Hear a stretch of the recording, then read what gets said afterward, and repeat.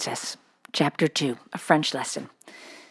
When Sara entered the schoolroom the next morning, everybody looked at her with wide, interested eyes.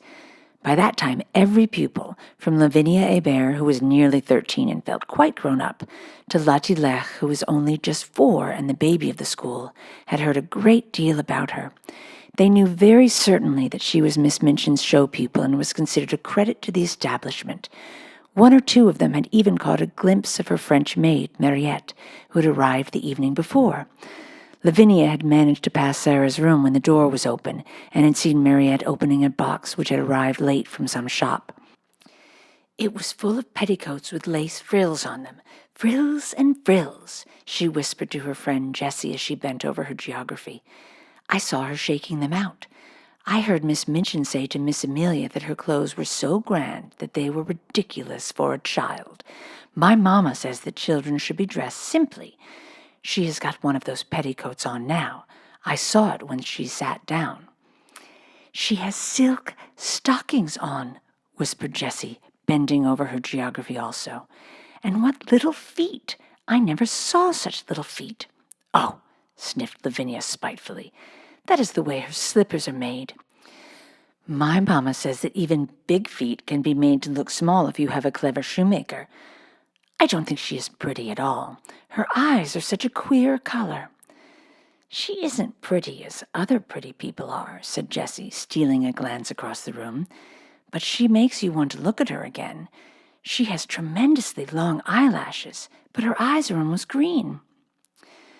Sara was sitting quietly in her seat, waiting to be told what to do. She had been placed near Miss Minchin's desk. She was not abashed at all by the many pairs of eyes watching her. She was interested and looked back quietly at the children who looked at her. She wondered what they were thinking of, and if they liked Miss Minchin, and if they cared for their lessons, and if any of them had a papa at all like her own. She had a long talk with Emily about her papa that morning. "He is on the sea now, Emily," she had said. "We must be very great friends to each other and tell each other things. Emily, look at me.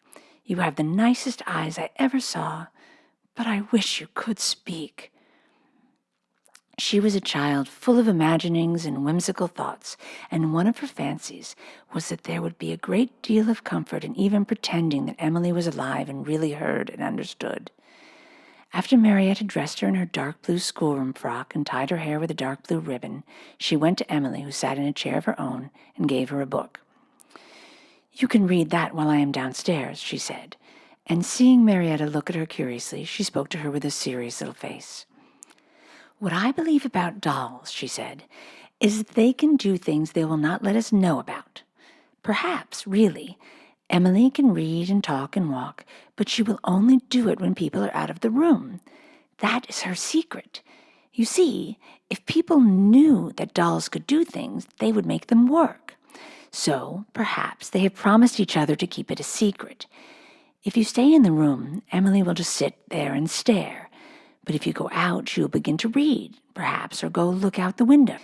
Then, if she heard either of us coming, she would just run back and jump into her chair and pretend she had been there all the time."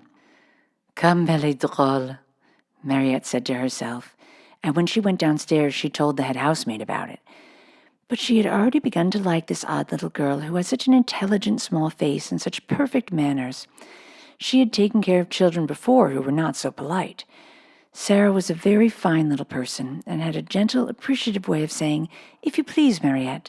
Thank you, Mariette," which was very charming. Mariette told the head housemaid that she thanked her as if she were thanking a lady. "Elle a l'air d'une princesse, cette petite," she said. Indeed, she was very much pleased with her new little mistress and liked her place greatly. After Sara had sat in her seat in the schoolroom for a few minutes, being looked at by the pupils, Miss Minchin rapped in a dignified manner upon her desk. "Young ladies," she said, "I wish to introduce you to your new companion." All the little girls rose in their places, and Sara rose also. "I shall expect you all to be very agreeable to Miss Crewe.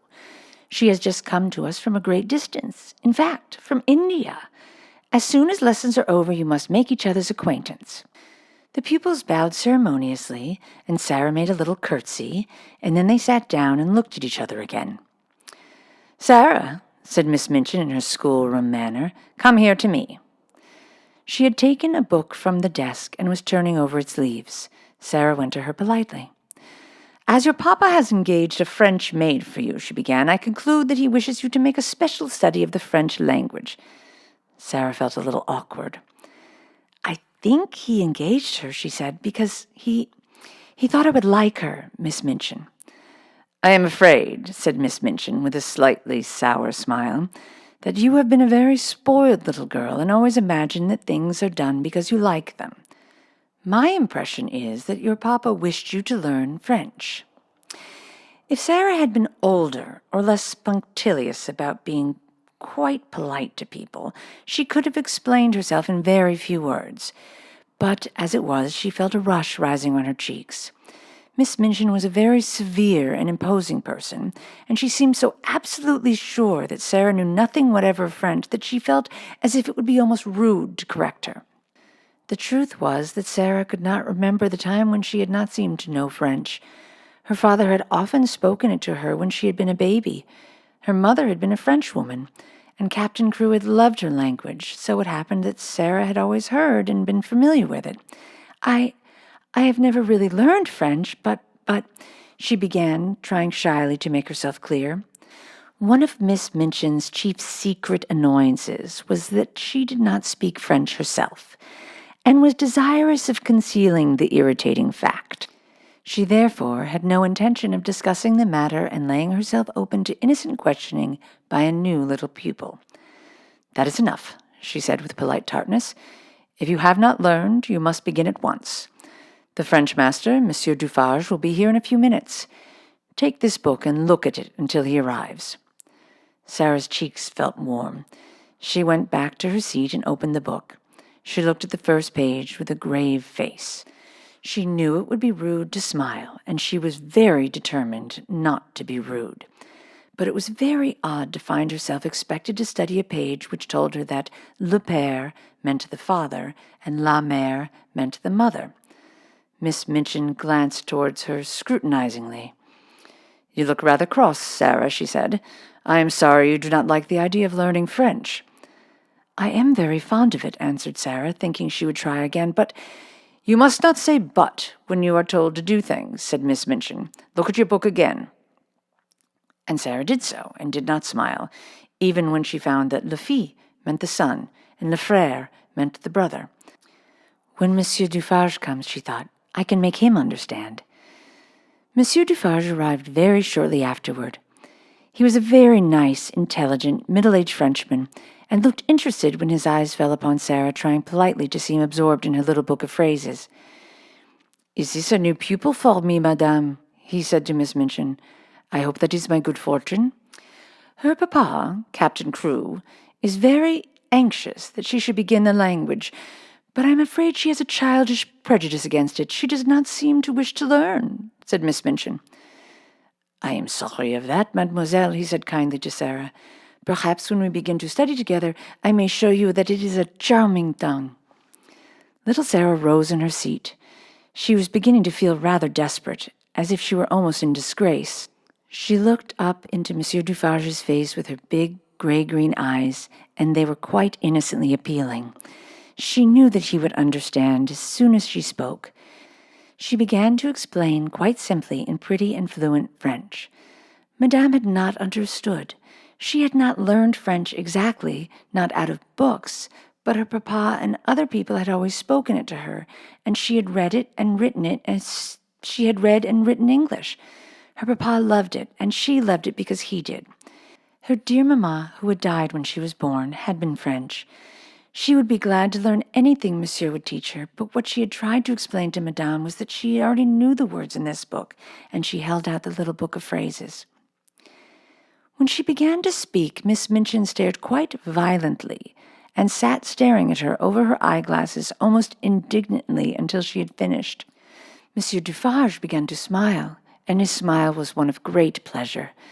To hear this pretty childish voice speaking in his own language so simply and charmingly made him feel almost as if he were in his native land, which in dark, foggy days in London sometimes seemed worlds away.